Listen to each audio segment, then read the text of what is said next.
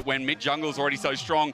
Bin loves Jax. No one else looking at it as seriously as he is right now, but Bin still looks at it, even if he's going to end up playing weak side. Oh man, if you have to play first game versus BLG against Knight's Ahri and Bin's Jax, it's just okay. Oh, they still in here. That's what I was looking for though. Instead, oh, never mind. Kobe. Okay. Maybe he's just hovering what he thinks. He's like, oh, you're the Udyr guy. Maybe you'll play there.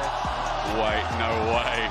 The crowd's getting revved up. They're like, are you actually going to take Vayne into this top lane? I mean, just because we saw it yesterday, is Keen enough data to start looking at this a bit more seriously? Why is it coming through? Wait. Oh, it's a bait, isn't it? It's an absolute bait. You're always told in caster school, don't talk about the hovers. And that's why Urgot gets locked in the end. Not as exciting, of course. And have some big plays that way. PSG really fighting for their lives. Versus tournament favorites. We're in Chengdu. Let the gyos ring.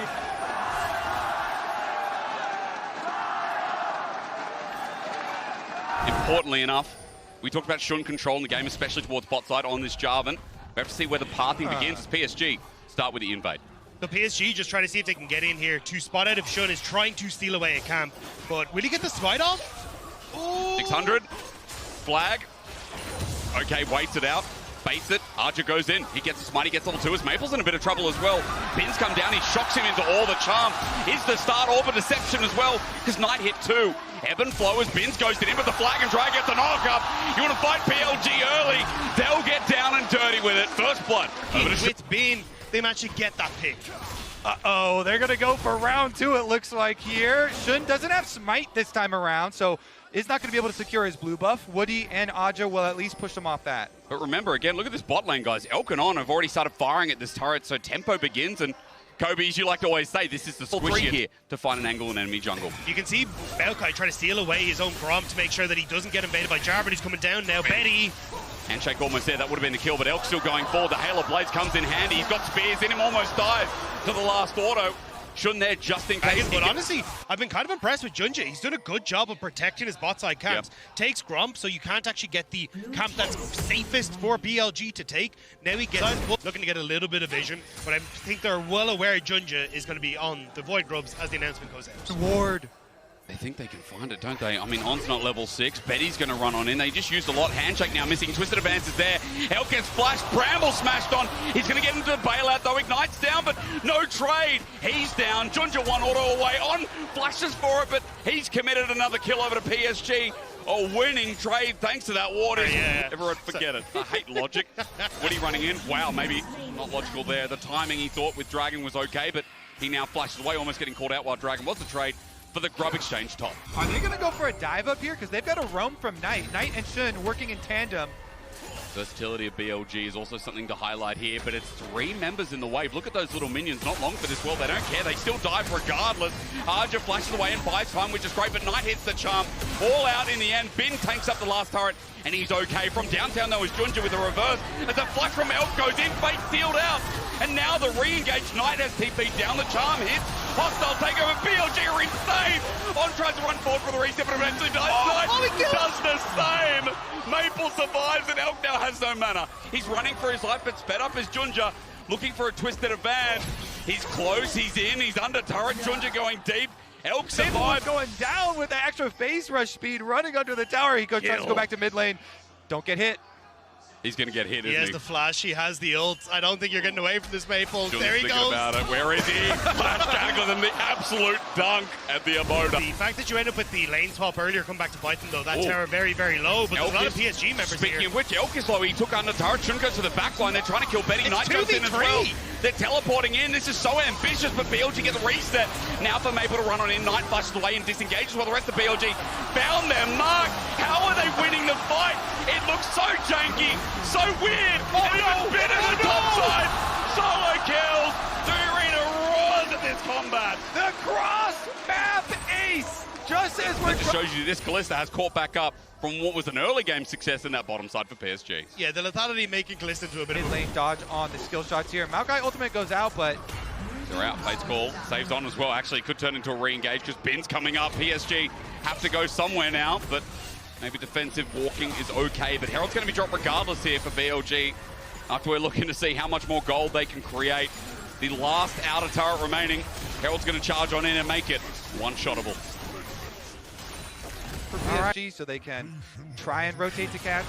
All in. Betty, do you want to do this? Maybe he does with Junja in as well. Tidal Wave as well. Dodge on his dead. Elk is up next. He's about to go into ulti. The bailout's there, but no one there for the reset, and he dropped. The 2v2 of BLG is being bailed out now by Might.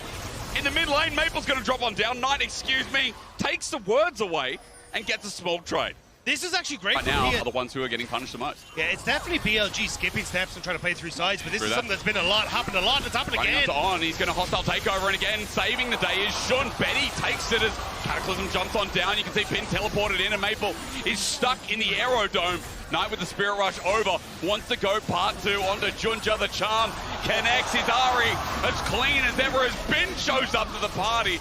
The turret got dropped on down as Junja running for his life, but Knight's Flash Orb is great, and even if the bottom lane's not working that well, the rest of the map is. This time around, BLG are ready for the counter in mid lane, and not only do they win the fight, they also get 2 towers.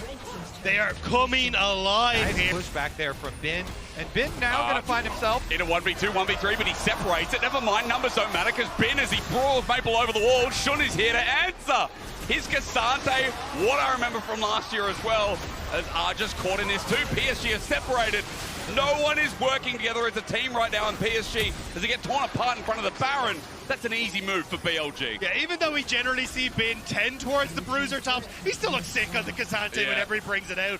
And now PSG Talon are staring down BLG at the Baron, but I don't know how the hell you can test it. Junja's flash is up in a few minutes, but you don't have it. Yeah, that's going to be a dream steal. No way they actually pull this one off. BLG are going to secure the Baron. And we're only 21 minutes in this game. There we go. We got the Medjai's upgrade. The murder ball. No, they're so far behind in this game. They have to keep on just kind of rushing. Flag and Drag starts us off. This could be the fight that just leads into the enemy base at this point. Junja is getting sold out by Elk. He has to turn for the engagement. Culling's helping out, but Elk at max range, never mind. On flashes in to Illusion. He sends out the takeover. Elk goes over, and he's bailed out. On is an animal. Knight picks up the tails of the Ari, and Shun just sends in the Thunderdome for a 3rd time. Yeah, and they have Baron, so they're immediately going to destroy your base as well. Is that just BLG! No way. For what felt like a sloppy game, PSG adaptations, PSG positivity. The Weaver's Wall slowing it down for the spawn time, and so maybe it doesn't end here. But in 22.5 minutes, although it has to be... where they end up just overextending on mid-wave and PSG punish, but straight after, it's just stuff like this. How to get free stacks, part 1. Knight says, hey, tune in for my next book. It's going to be another page. But he's running for his life. Plus the towers. And see the turning point there. That's where they really just exploded the game. BLG still with a little bit of this Baron buff. They've got another alive and look for picks, look for plays. So he just continues to keep the pressure up on PSG Talon. And look, Bin just being a Giga Chat once again. He just runs in. That TP was gorgeous. Maple is knocked back and too far forward. Bin just says, I'll take it. Runs in under turret. Does he care? Ask him. Look at him. Watch him. He just takes 4 turret shots and not a piece of damage inside. Elk sends on for the handshake. Perfect. Shun was expecting him to run back. But as the hostile takeover reaches max range, BLG are once again in PSG's base.